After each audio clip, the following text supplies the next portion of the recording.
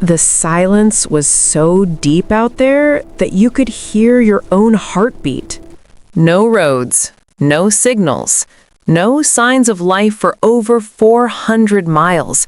Just frozen mountains swallowing every direction, and a man that the entire world had already buried. But somebody found him. And what they found changed everything. Welcome back to the Untold Signal, the channel that goes where mainstream media refuses to look. Today's story is not from a movie. It is not a conspiracy theory. This is a real, documented, verified case that somehow never made it into headlines, never trended on social media, and was quietly buried before the public could ask too many questions. And when you hear the full story, you will understand exactly why. Because some truths are too uncomfortable for the people in power to let you know. It started in the winter of 2003 in the remote highlands of a country where survival itself is an act of resistance. A government operation had swept through a string of villages deep inside territory that most maps do not even bother naming properly. The official report said the operation was a success. The official report said the area was cleared. The official report listed one man, a former communications officer named Amir Feroz, as confirmed dead, killed during a routine sweep, body recovered, case closed. Except his body was never actually recovered. The report said it was. The files said it was. 3 signatures from 3 different officials confirmed it was. But Amir Feroz was alive. He had been alive the entire time, hiding in a narrow cave system carved into the side of a mountain ridge at over 12,000 feet elevation, surviving on melted snow and whatever dried food he had managed to carry on his back the night he ran. He had no fire, he had no radio, he had nothing except the instinct that if he stepped outside before the right moment, he would be killed instantly. And he knew something that made him worth killing. Months passed, then more months, then a year. The cave became his entire world. He scratched marks into the stone wall to count the days. He talked to himself just to hear a human voice. He memorized every crack in the rock above him because there was nothing else to look at. Former colleagues who had known him as a sharp, precise, highly trained professional, he was now a ghost living inside a mountain, erased from every official record, technically dead on paper, completely invisible to the world outside. But here's the part that nobody talks about. He was not just hiding, he was documenting.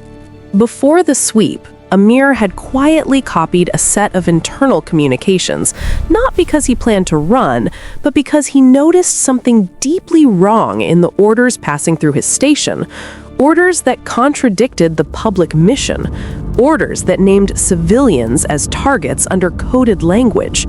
Orders that showed a chain of command going far higher than any field operation should have reached. He had copied those documents onto a series of small storage cards and hidden them in the lining of his jacket. When he ran, he took the jacket. When he hid, he kept the jacket.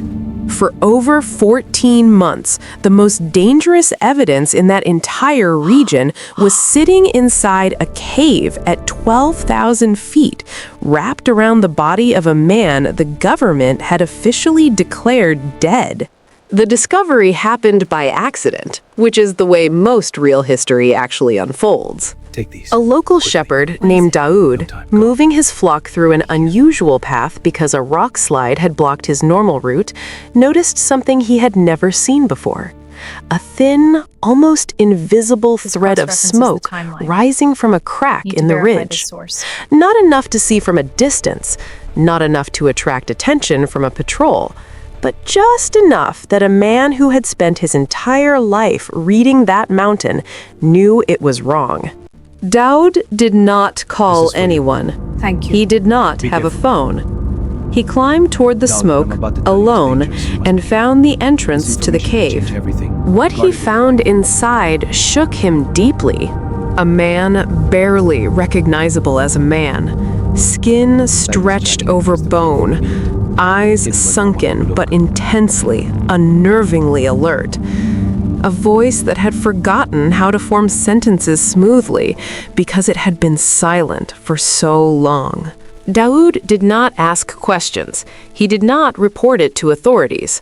In a region where trust in government had been destroyed generation by generation, his instinct was simply, this man is alive, and someone wants him dead, and that means I help him.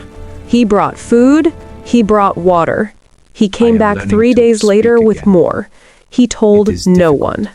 Over the following weeks, Amir slowly recovered enough to speak clearly. He told Daoud only what was necessary.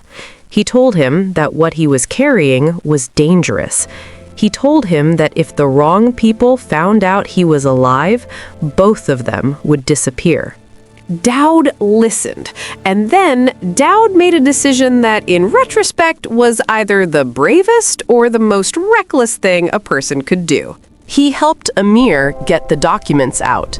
Through a chain of people, none of whom knew the full picture, each only knowing their one piece, their one step, the storage cards made their way across the border.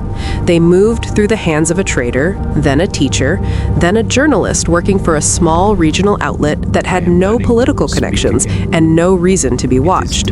The journalist understood immediately what she was looking at. She spent 6 weeks verifying what she could independently confirm. She contacted 3 separate legal experts to review the chain of command shown in the documents. Every single one of them told her the same thing. This material showed decisions being made at a level that should have been impossible, approved by people who publicly claimed no involvement in that region's operations. She published a 1,200-word article. It was taken down within 72 hours. The outlet received pressure it had never experienced before. The journalist received personal threats. The article was scrubbed from every platform that had shared it. But the documents existed. The copies existed. And Amir Feroz, officially dead, actually alive, had survived long enough to make sure they reached someone who could read them. What happened to Amir after that is still not fully confirmed. Some sources say he crossed into a third country and was granted quiet asylum under a different name. Others say he simply disappeared again, voluntarily, carefully, understanding that being alive in public was more dangerous than being alive in silence. The shepherd Daoud was never formally identified in any reporting. The journalist relocated and has not published under her own name since. The documents themselves exist in fragments, shared among a small number of researchers and human rights investigators who treat them carefully because they understand the risk that comes with holding them.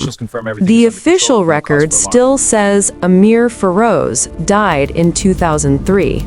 The official record is wrong. This is why the Untold Signal exists.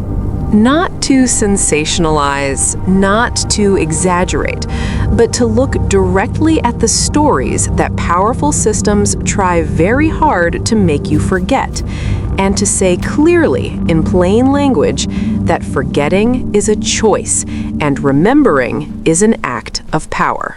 If this story reached you today, it reached you for a reason. Share it before it disappears, because on this channel, the signal never goes silent. The Untold Signal. What they erased, we remember.